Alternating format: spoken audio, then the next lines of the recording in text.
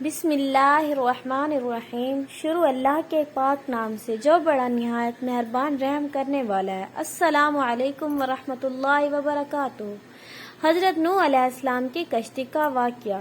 حضرت آدم علیہ السلام کے دنیا میں آنے کے بعد ان کی اولاد دنیا میں خوب پھیلی پھولی، لیکن ایک مدت گزر جانے کے بعد وہ لوگ خدا کو بھول چکے تھے اور ایک خدا کی بجائے انہوں نے مٹی اور پتھر کے کئی خدا بنا لیے تھے۔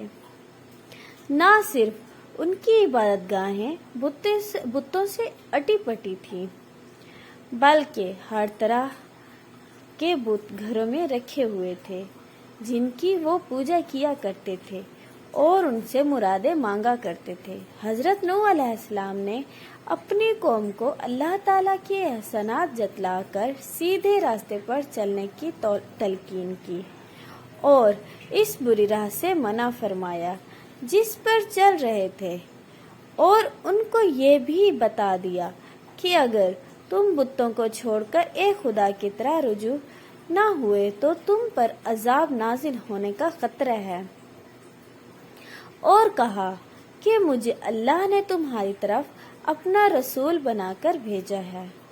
اس پر ان لوگوں نے حضرت نوح علیہ السلام کا تمسخر اڑایا اور کہا، بھلا یہ بتاؤ کہ تم کو نبی کس نے بنایا اور تم نبی کیسے بنے؟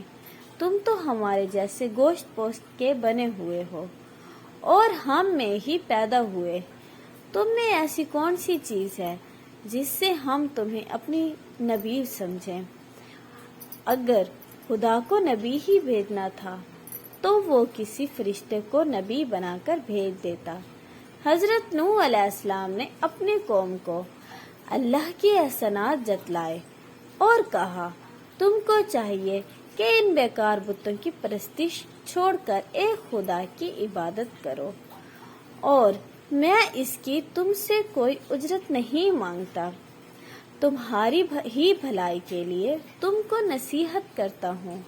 حضرت نوح علیہ السلام نے کوئی 950 سال تک اپنی قوم میں وعظ و تبلیغ کی اور کوشش کی کہ وہ خدائے واحد کے سچے پرستار بن جائیں، مگر ان پر کوئی اثر نہ ہوا، بلکہ حضرت نوح علیہ السلام وعظ فرماتے اور ان کو وہ ٹھٹھوں میں اڑاتے، کانوں میں انگلیاں ٹھوس لیتے تاکہ ان کی آواز کانوں میں نہ پہنچ جائے۔ صرف چند لوگ تھے جو آپ پر ایمان لائے۔ قوم کی یہ سرکشی اور نافرمانی دیکھ کر حضرت نوح علیہ السلام نے اپنے رب کو پکارا کہ اے اللہ، میں تو اس قوم سے تنگ آ گیا ہوں، اب تو ہی ان سے بدلہ لے۔ خداوند تعالی نے حضرت نوح علیہ السلام کو حکم دیا کہ ایک کشتی بناؤ، اور یہ بھی حکم دے دیا کہ دیکھنا اب کسی کی سفارش نہ کرنا، اب ان پر ضرور عذاب نازل ہو کے رہے گا۔ حضرت نوح علیہ السلام خدا کے حکم کے مطابق کشتی بنانے میں لگ گئے۔ جب کشتی بن کر تیار ہوئی تو خدا نے حکم دیا کہ اپنے اہل اور ان لوگوں کو کشتی پر سوار کر لو جو مجھ پر ایمان لے آئے ہیں، اور ہر جانور کا ایک ایک جوڑا بھی کشتی میں رکھ لو۔ جب سب لوگ کشتی میں بیٹھ گئے تو خدا کے حکم سے زمین کے سوتے پھوٹ پڑے، اس کے ساتھ ہی موسلادھار بارش شروع ہو گئی، زمین پر پانی بڑھنے لگا اور حضرت نوح علیہ السلام کی کشتی پانی میں تیرنے لگی۔ پانی بڑھا تو حضرت نوح علیہ السلام نے دیکھا کہ ان کا بیٹا پانی میں ڈوبنے لگا ہے۔ آپ نے اسے آواز دی کہ ابھی آ جاؤ تاکہ خدا کے غضب سے بچ سکو، مگر اس نے جواب دیا، تم جاؤ، میں کسی پہاڑ کی چوٹی پر چڑھ کے اپنی جان بچا لوں گا۔ پانی تھا کہ تھمنے کا نام ہی نہ لیتا تھا۔